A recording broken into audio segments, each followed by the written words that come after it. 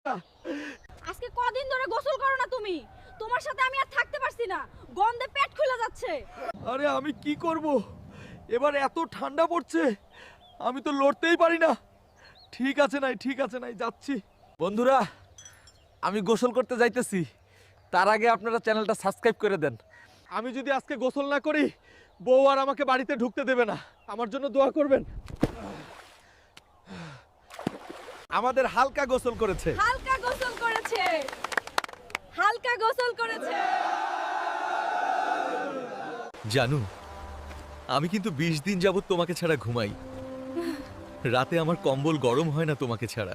শোনো গ্রামবাসী, আমি এই গ্রামের চেয়ারম্যান। এই মেয়েটা আমার মেয়ে। সন্ত্রাসীরা আমার মেয়েকে কিডন্যাপ করে নিয়ে গিয়েছে। এখন যে আমার মেয়েকে উদ্ধার করবে, আমি তার সাথে, আমার মেয়ে সাদিয়ার সাথে তার বিয়ে দিয়ে দিব। ওই হাল্ক, চেয়ারম্যান ঘোষণা দিছে সাদিয়ারে যে উদ্ধার করবে তার সাথে সাদিয়ার বিয়ে দিবে। তাই নাকি? ওই হাল্ক, তুই কিন্তু সাদিয়াকে অবশ্যই উদ্ধার করবি, মানে যেভাবেই হোক। ঠিক আছে চাচা। চেয়ারম্যান সাহেব, আমি আপনার মেয়ে সাদিয়াকে উদ্ধার করব, কিন্তু আপনার মেয়েকে আমার সাথে বিয়ে দিতে হবে। ওই সাদিয়া, তুই রেডি থাক, আমি আসতেছি নারেন, তোকে উদ্ধার করেই বিয়ে করব।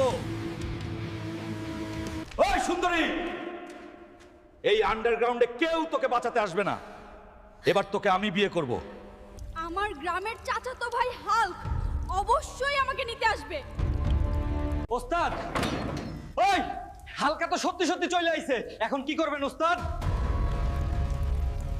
ওই কাপুরুষের দলেরা, তোরা এতগুলো মানুষ মিলে একটা মেয়েকে ধরে নিয়েছিস, এখন তোদের বাপ সাদিয়াকে কে নিয়ে চলে যাবে? হাল্ক,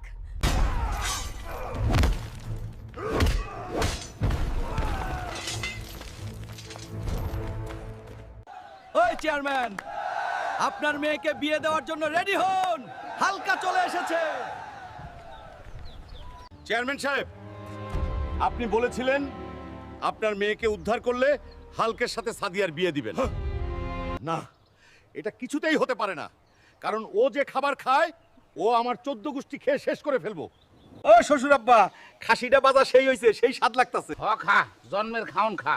তোর বাপে তো তোকে খাওয়াই নাই, তাই শ্বশুর বাড়িটাই খা। তোর মতো হালকার সংসার কইরা আমি জীবন